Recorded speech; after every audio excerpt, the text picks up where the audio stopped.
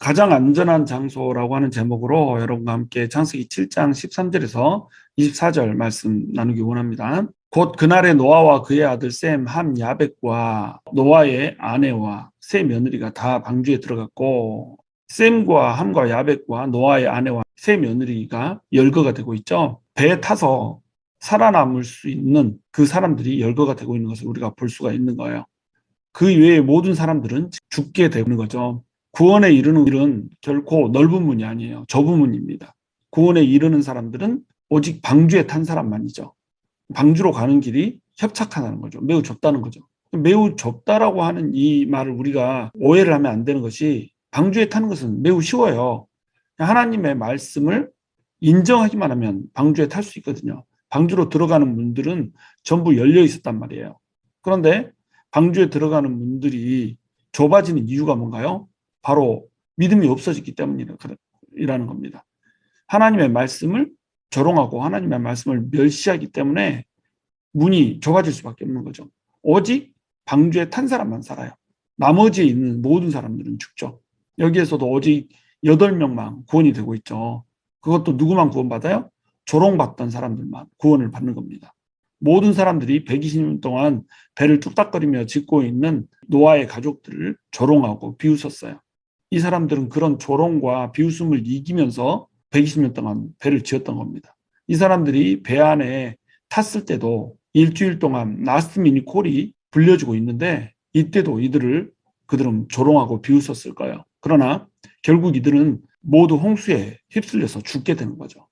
그런데 하나님의 말씀에 입각해서 아직 비가 올 기미도 안 보이고, 아직 한 번도 비를 본 적도 없고, 한 번도 배라고 하는 것을 본 적도 없는 사람들이 120년 동안 뚝딱거렸던 그 순종, 그리고 7일 전에 홍수의 심판의 메시지, 경고의 메시지가 있을 때 아직 눈에 보이지 않지만, 아직 그 일이 일어날 법하지 않지만 그 말에 순종하여서 배에 탄 사람들은 살아남았다는 겁니다. 그 이름들이 지금 열거가 되고 있는 거예요.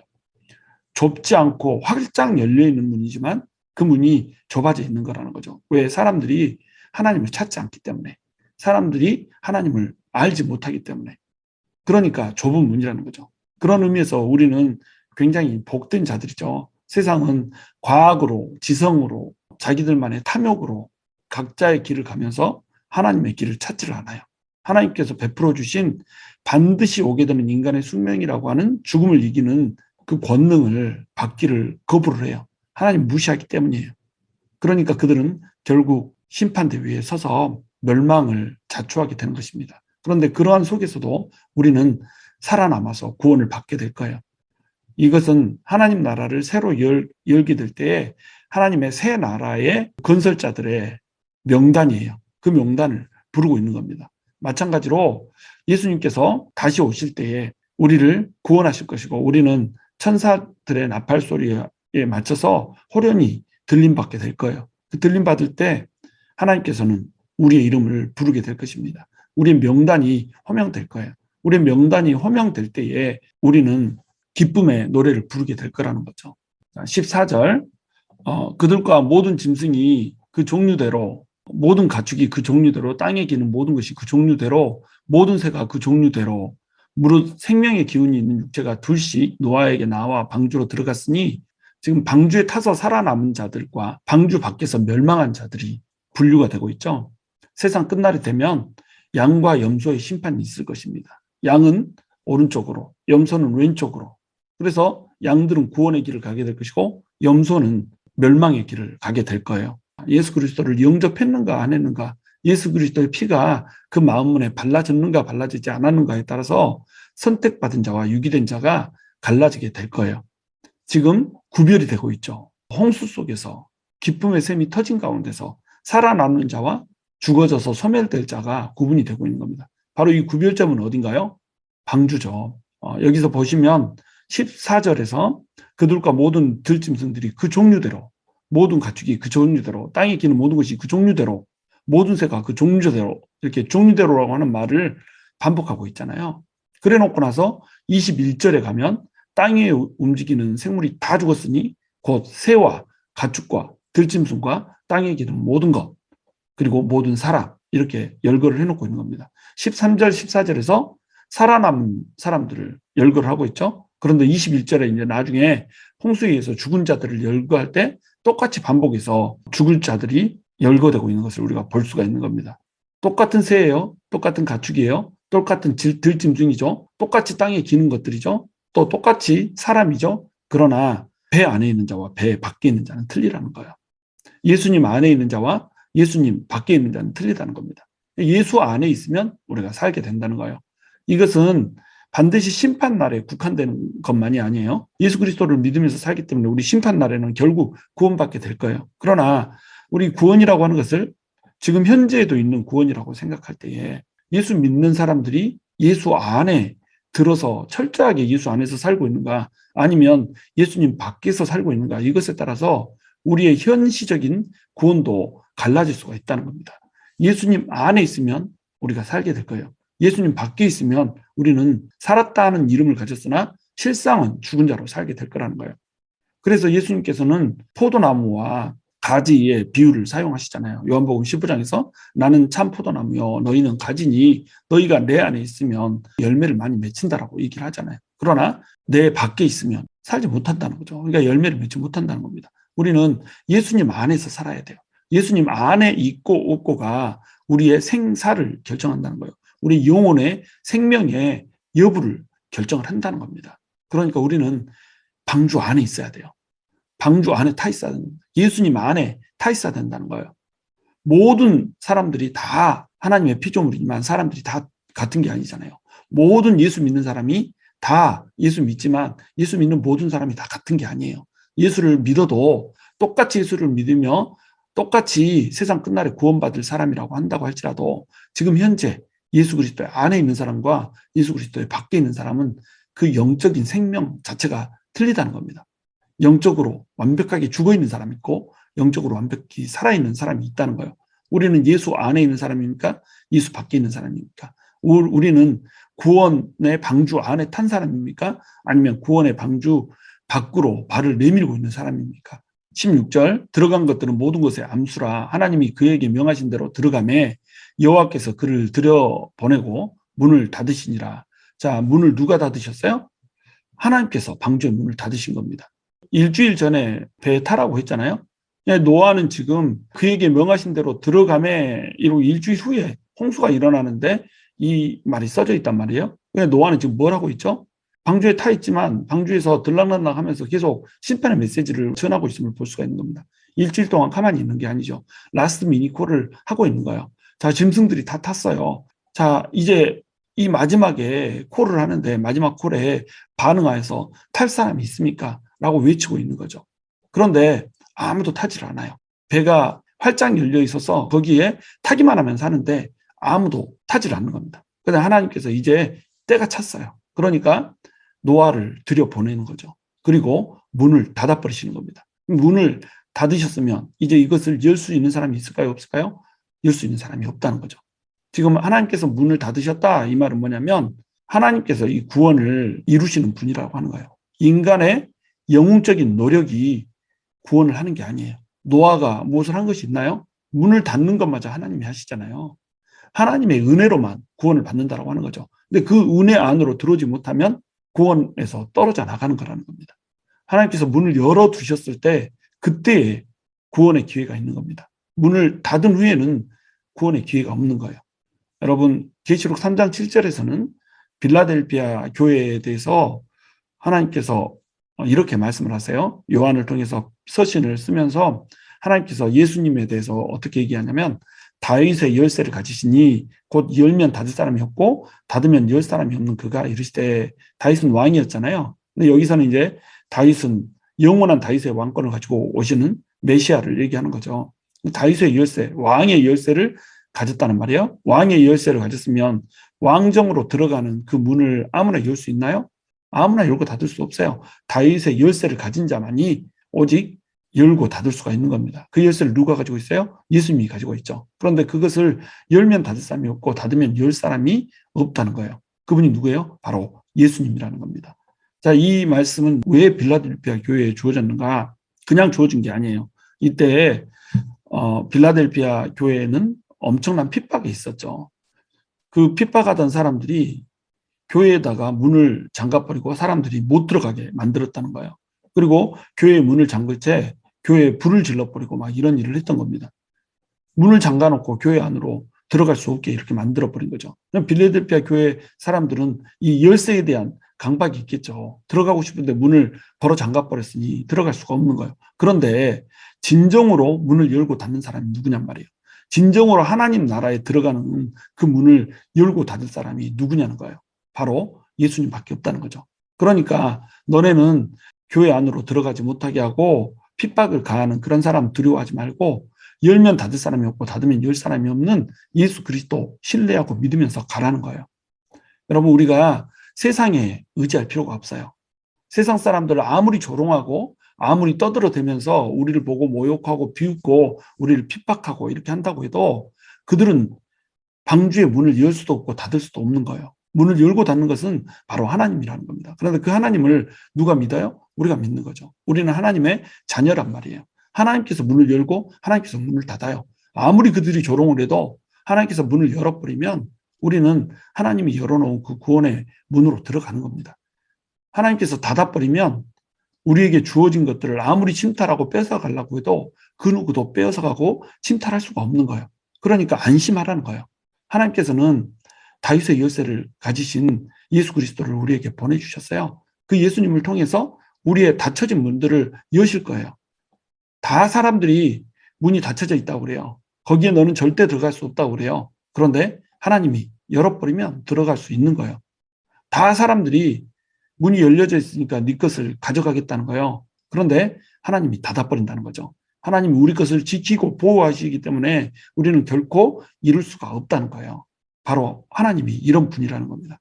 문을 직접 닫아버리시는 분.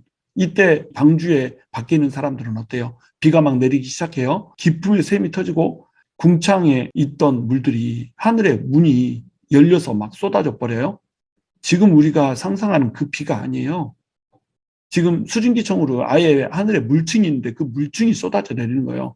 구름 짜가지고 나오는 그런 비가 아니라는 겁니다. 수증기층으로 아예 궁창 위의 물과 궁창 아래의 물로 나눠져 있는 그 물이 쏟아져 나오는 거예요.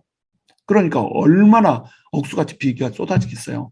그 문 밖에서 사람도 어떻게 하겠어요? 문 열어주세요. 이렇게 했을까요? 그 전에는 노아에게 반말 찍찍 갈으면서 조롱하고 비웃었겠죠. 이제는 막 노아님 문 좀 열어주세요. 노아의 최대의 존중을 하면서 문을 팡팡팡팡 두드릴 거 아니에요. 그러나 때는 이미 늦었다는 거죠. 문이 한번 닫히면 열리지 않는다는 겁니다.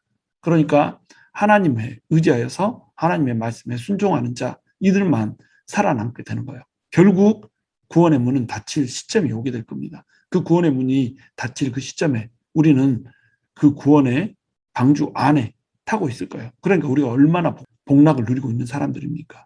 우리가 입만 열면 하나님 앞에 감사, 구원의 감격을 하나님께 고백해야 되는 거예요. 우리가 이 세상에서 조금 닫혀 있는 거, 조금 열려 있지 않는 거, 이런 거 가지고 조금 찬탈당하고 조금 빼앗기는 거, 이런 거 가지고 일희일비할 그런 존재가 아니에요.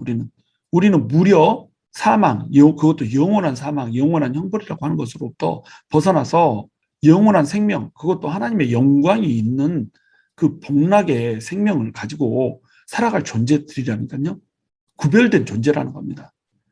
열면 닫을 사람이 없고 닫으면 열 사람이 없는 그곳으로 우리가 들어가 버린 존재라고 하는 거예요.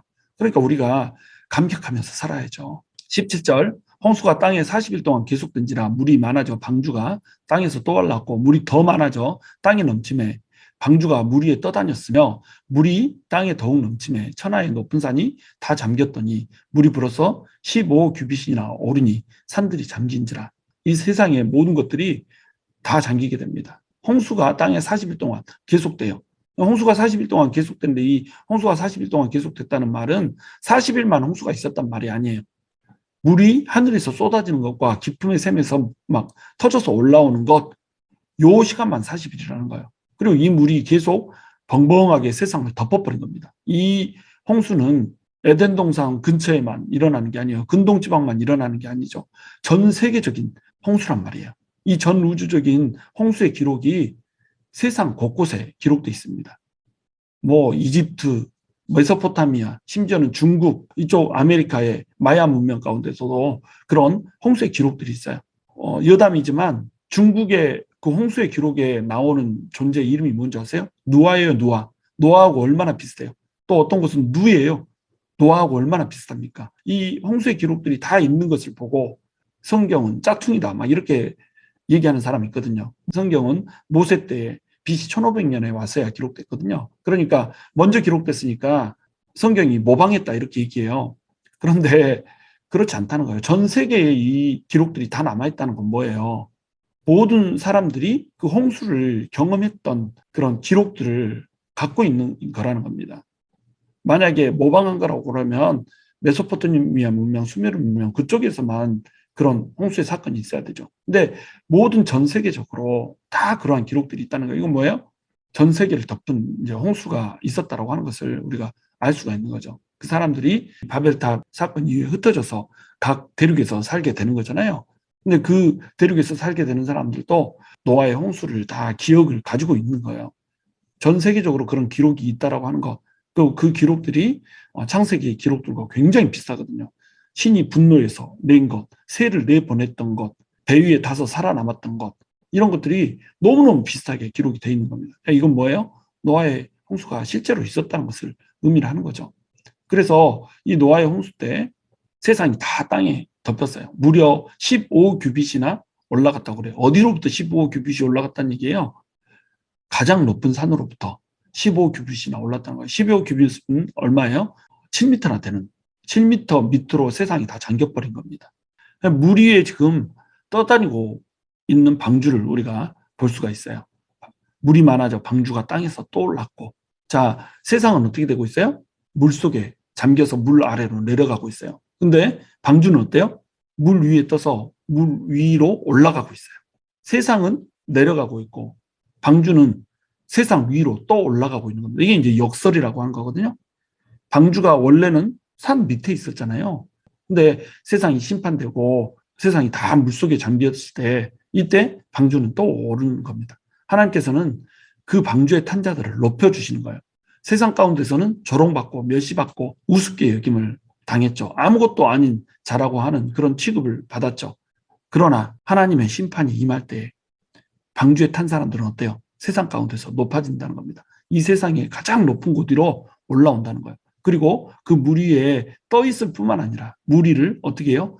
떠 다닌다는 거예요. 이것이 하나님께서 방주의 문을 닫을 때 일어나는 일인 겁니다. 여러분, 하나님께서 방주의 문을 이 세상의 삶 가운데서 닫아버릴 때가 있어요. 방주의 문을 닫아버렸어요. 그럴 때 우리는 답답함을 느낄 수가 있어요. 방주에 타 있는 노아를 생각해 보세요. 40일 동안 지금 비가 내렸어요. 150일 동안 물이 창궐해요. 그리고 150일 동안 또 물이 빠져야 돼요. 40일 동안 안에서 기다려요. 1년이 넘는 시간을 방주 안에서만 보내는 겁니다. 그러면 방주 안에서의 노아는 어때요? 아무것도 갈 곳이 없어요. 그리고 아무것도 할 일이 없습니다. 방주 안에서 무슨 일을 하겠어요? 그런데 아무것도 갈 곳이 없는 것이 아니라 가고 있는 곳이 있다는 거죠. 가는 방향이 있다는 겁니다. 나는 아무것도 갈 곳이 없다라고 생각되고 그 안에 있는데 하나님께서 어떻게 해요? 하나님께서 원하는 방향으로 그 방주를 쳐서 인도를 하고 있다는 겁니다. 여러분, 우리가 마치 방주에 타 있을 때와 같은 이 느낌을 가질 때가 있거든요.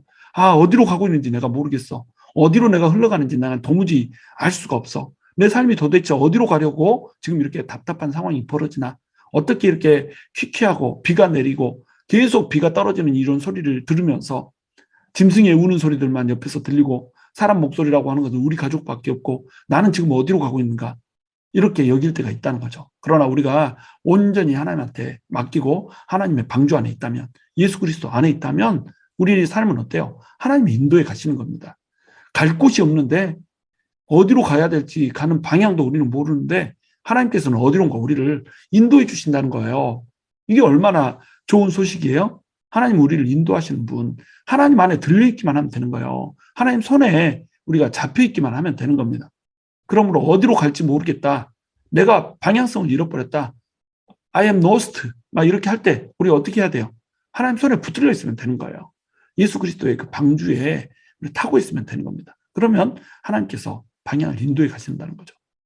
그리고 방주 안에서 뭐 할 것이 있겠어요? 아무것도 할 것이 없죠. 뭐 곡식을 뿌리고 뭐 이런 일 할 수 있겠어요? 아무것도 할 것이 없죠. 일상적인 생활에서 누렸던 그런 것들을 할 수가 없는 거죠. 그런데 이 안에서도 할 수 있는 것이 있죠. 뭐죠? 바로 하나님께서 명령하신 생명들을 돌보는 일, 이 일을 할 수가 있는 겁니다. 하나님께서는 우리에게 사명을 주셨다는 거예요. 노아의 가족에게 사명을 주셨잖아요. 배 안에 타고 있는 사람들을 1년 동안 보호하고 지키라고 하는 사명을 주셨잖아요. 생명을 보호하고 지키라고 하는 사명을 주셨잖아요. 먹이는 거예요. 사료 퍼다 먹이고 똥 싼 거 치우고 얼마나 많은 똥을 쌌겠어요. 요 똥 싼 것들 빨리빨리 즉각 치우지 않으면 가스로 뭐 죽을 거 아니에요. 이 똥 싼 거 열심히 옮겨다가 위로 난 창 그쪽으로 막 퍼서 날랐을 거 아니에요? 해야 할 일들이 너무도 많은 겁니다. 우리도 마찬가지예요. 구원의 방주에 타서 구원의 방주를 교회라고 한다면 교회에 타서 하나님께서 주신 사명 이거 붙들고 일을 해야 되는 거예요. 나를 위해서는 할 일이 없어도 생명을 위해서 할 일을 하나님께서 맡겨주셨다는 거죠. 우리는 하나님께서 맡겨주신 사명을 감당하면서 살아야 되거든요.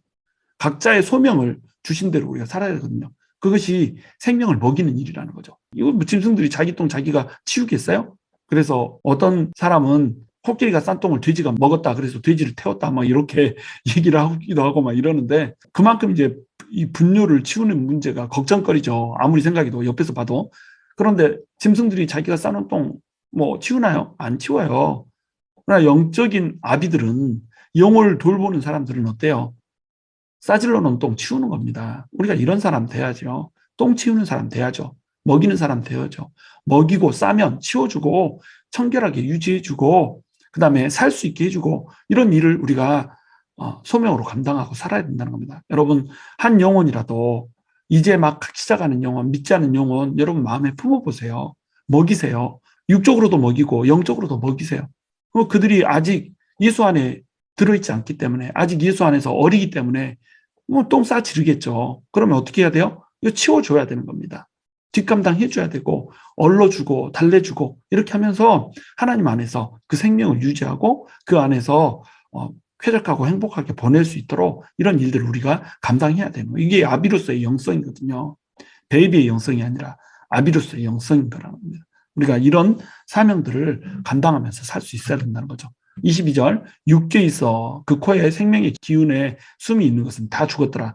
지면의 모든 생물을 쓸어버리시니 곧 사람과 가축과 기는 것과 공중의 새까지라. 이들은 땅에서 쓸어버림을 당하였으되 오직 노아와 그와 함께 방주에 있던 자들만 남았더라. 물이 150일을 땅에 넘쳤더라. 이렇게 돼 있죠. 모든 세상이 물에 잠겼어요.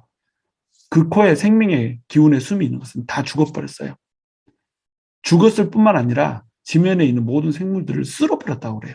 방주에 타 있는 사람들은 물 위에서 휩쓸려서 하나님이 원하시는 방향으로 가고 있는 겁니다. 그런데 물 아래서는 어떤 일이 벌어지고 있어요?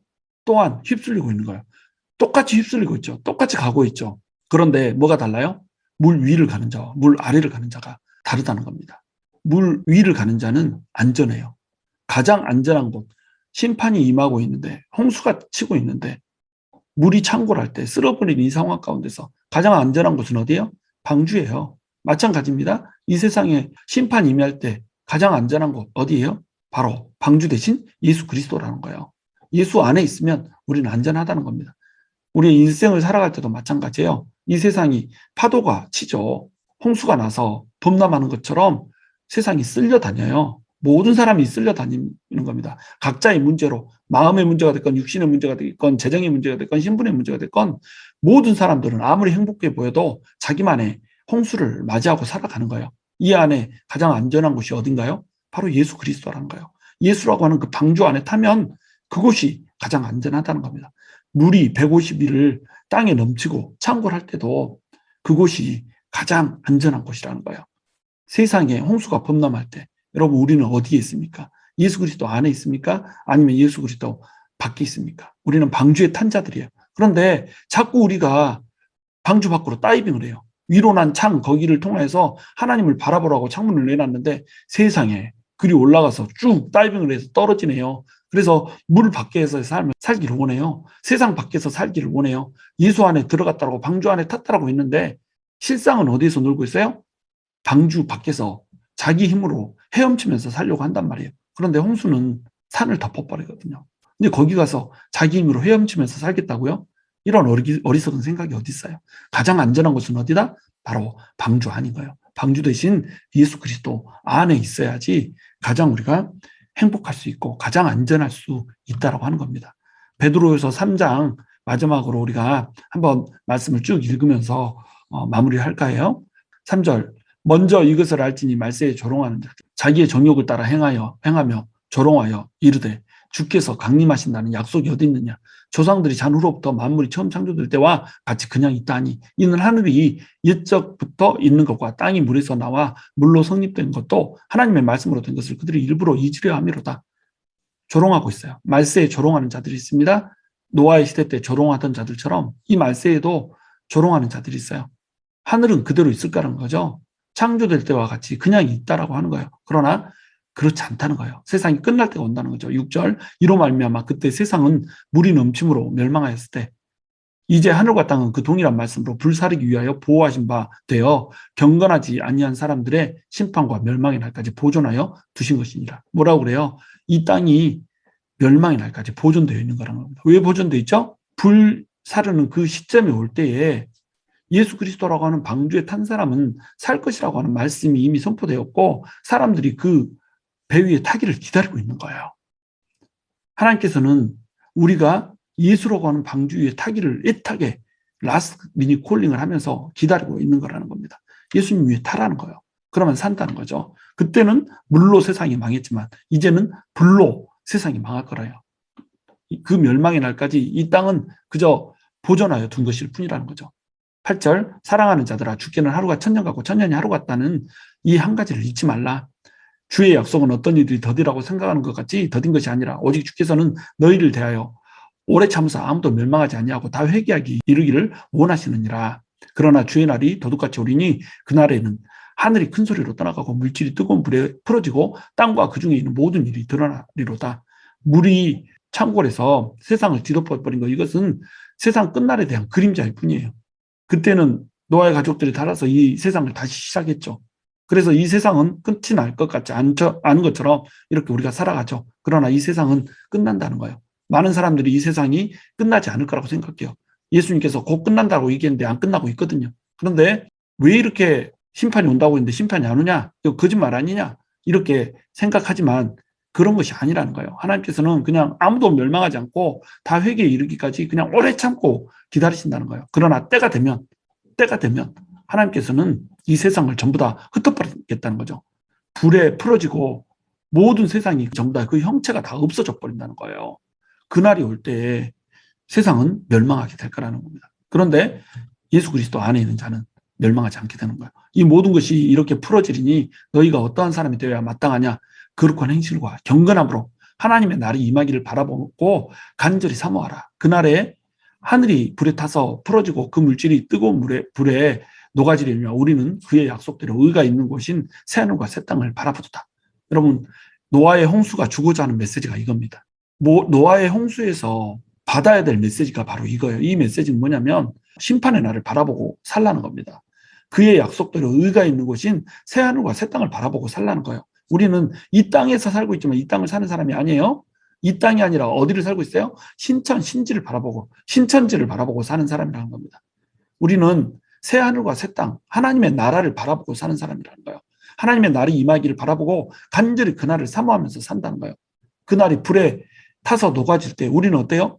모든 세상이 녹아져서 없어지면 우리는 구원을 받는다는 거죠. 그러니까 이 날을 바라보고 살라는 거예요. 이 날을 바라보면 어떻게 되겠어요? 우리가 거룩한 행실과 경건함으로 살아갈 수 있다는 거예요. 우리가 거룩하지 않은 이유, 행실이 똑바르지 않은 이유, 경건하지 않은 이유는 뭐예요? 이 불에 타서 세상이 없어질 날을 바라보지 않는 거예요. 우리가 하늘의 시민권자고 장차올 하나님 나라의 시민권자라고 하는 것, 하나님의 성민이라고 하는 것을 거룩한 백성이라고 하는 것을 잊어버리고 사는 겁니다. 그러니까 심판이 임할 것을 모르는 사람과 우리가 구별됨이 없이 살아가는 거예요. 하나님께서는 노아의 홍수를 통해서 우리에게 간절히 말씀하셔요. 너희는 좁은 문으로 들어가라. 정말로 하나님께서 원하시는 그 거룩한 행실과 경건함을 갖고 살아라. 주님이 이렇게 말씀하세요. 여러분 어떻게 반응하시겠습니까?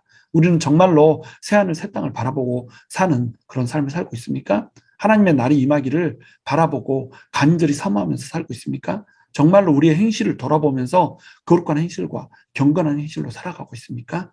하나님께서는 우리에게 그러한 삶을 원하시는 겁니다. 저와 여러분이 세상 끝날을 사모하고 바라보면서 새 하늘과 새 땅을 바라보면서 거룩한 행실과 경건함으로 이 세상을 살아낼 수 있게 되기를 주님의 이름으로 축원합니다.